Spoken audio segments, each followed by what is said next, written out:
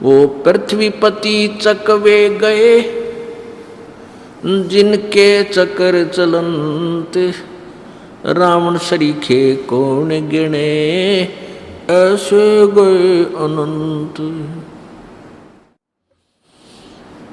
सर्व सोने की लंका होती, रावण से रणधीरम, एक पलक में राज बिराजी, वो जम के पड़े जंजीरम।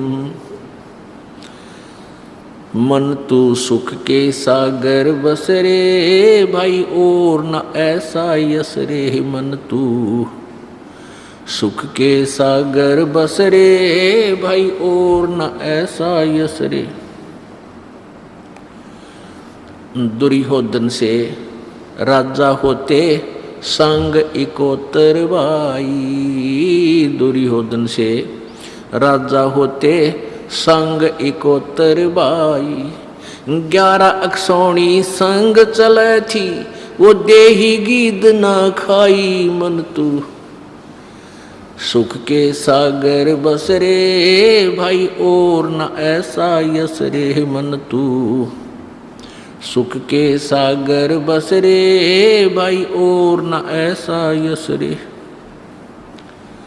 60,000 सगड़ के होते, कपिल मुनीश्वर खाए। 60,000 सगड़ के होते, कपिल मुनीश्वर खाए। एक सपुत्र उत्तान पात का, वो परमात्म पद पाए। मन तू सुख के सागर बस रे, भाई और न ऐसा यस रे। मन तू सुख के सागर बस रे, भाई और न ऐसा यस रे।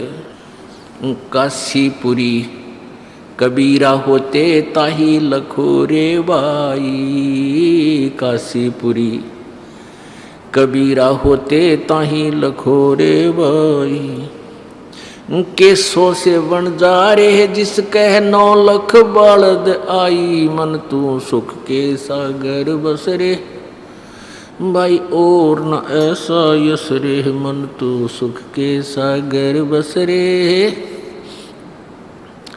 भाई और न ऐसा यस रे। परमपिता परमात्मा कबीर जी स्वयं आकर के अपनी महिमा आप ही बताया करते हैं, क्योंकि अपने द्वारा लिखी हुई सृष्टि को परमात्मा ही बता सकता है। जैसे पिता के जन्म को दादाजी ही बता सकते हैं, संतान पोते पोतियों की जितनी भी जो जनरेशन है उसके विषय में दादाजी बता सकते हैं। ऐसे ही जिस परमेश्वर ने सर्व ब्रह्मांडों की रचना की है, वही आकर के ठीक ठीक बताता है, यानी यथार्थ रूप से वही जानकारी देता है। तो जब वो परमेश्वर आते हैं तो हम अज्ञान आधार से, इन नकली गुरुओं ऋषियों द्वारा बनाई गई उस अज्ञान सिद्धांत के आधार पर, अपने अनुभव से बनाए गए अज्ञान आधार से कि परमात्मा निराकार है, इन सभी ने जितने भी ऋषि महर्षि गुरु, चाहे वो किसी भी इष्ट की साधना बताते हैं, लास्ट में वो यही कहकर छोड़ देते हैं कि परमात्मा तो निराकार है। इसलिए हम परमात्मा को जब वो साकार एज इट इज, जो उनका वास्तविक स्वरूप है, नर स्वरूप है, प्रकट हुए, तो हमने उनको नहीं माना, पहचाना नहीं। कबीर जी को जब वो प्रत्येक युग में आते हैं तो उस परमात्मा को हम नहीं पहचान पाते। उनको एक सिंपल मैन, एक कवि की उपमा उपाधि दे देते हैं और वेद बताते हैं वो जो कवि नाम से प्रसिद्ध होता है, अपनी महिमा, अपनी वाणी, कबीर वाणी के द्वारा ऊंचे स्वर में आवाज़ लगा लगा कर बोलता है, कविताओं के माध्यम से, लोकोक्तियों के माध्यम से, श्लोक दोहों के माध्यम से, जिस कारण से वो एक प्रसिद्ध कवियों में से एक होता है। लेकिन वो परमात्मा होता है।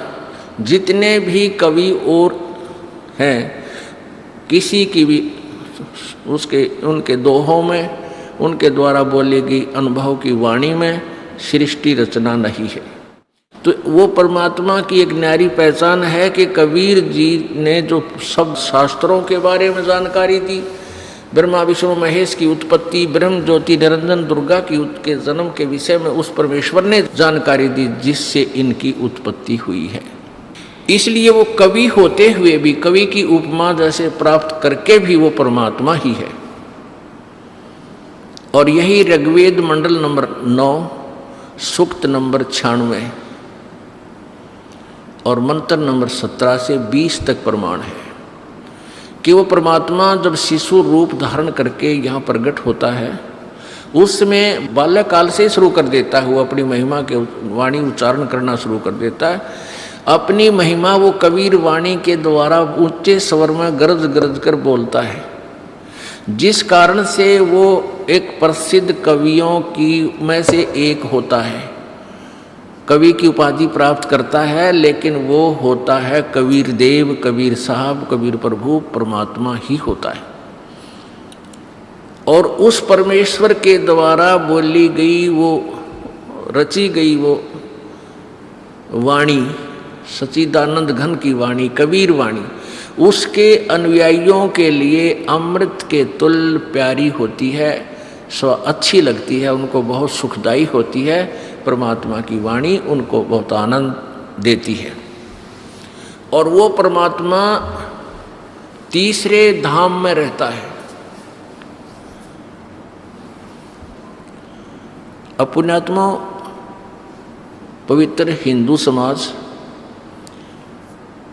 इस बात से खूब परिचित है कि वेदों में जो लिखा है वो सत्य है। अब वेदों में क्या लिखा है वो ये दास आपको वर्बली बता रहा है। अभी तक ये जो मौखिक बताया है कि वो उस कबीर देव, कबीर साहब की के विषय में जानकारी है जो बनारस में शिशु रूप धारण करके प्रकट हुआ था। यही वेद बताते हैं कि वो परमात्मा होता है जो अपनी कबीर वाणी के द्वारा,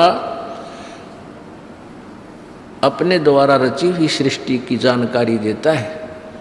उसमें सभी प्रकार के धार्मिक अनुष्ठान होते हैं, यज्ञों का वर्णन भी होता है। और वो परमात्मा तीसरे मुक्ति धाम में रहता है, तीसरे धाम में, अब तीसरे लोक में रहता है, स्थान पर रहता है। जैसे प्रथम लोक है ये ब्रह्म का, ज्योति निरंजन का, जिसको सर पुरुष बोलते हैं, सर क्षर, हम इसमें संत भाषा में उसको क्षर पुरुष बोलते थे समझाने के लिए। क्षर, क्षर माने नाशवान। और दूसरा अक्षर पुरुष, इस क्षर पुरुष के हैं 21 ब्रह्मांड, ये एक धाम एक लोक कहलाता है। और अक्षर पुरुष यानी परब्रह्म के, इसके 7 शंख ब्रह्मांड हैं, 7 शंख ब्रह्मांड का एक लोक कहलाता है, एक स्थान, उसका क्षेत्र। तो इन दोनों से अलग जो तीसरा मुक्ति धाम है वो सत्यलोक है। तो वो परमात्मा ऊपर सत्यलोक में रहता है।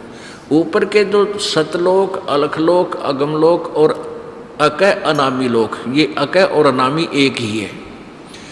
ये चारों लोकों का जो एक, ये भी एक लोक कहलाता है, एक स्थान कहलाता है। ये अमर सनातन परम धाम कहलाता है, अमर लोक कहलाता है। इसको 4 भागों में विभाजित किया गया है। तो वो परमात्मा ऊपर के तीसरे लोक में रहता है। अगर आप ये वीडियो YouTube पर देख रहे हैं तो हमारे चैनल को सब्सक्राइब करें और बेल आइकन को दबाना ना भूलें। अगर आप Facebook पर ये वीडियो देख रहे हैं तो हमारे पेज को लाइक करें।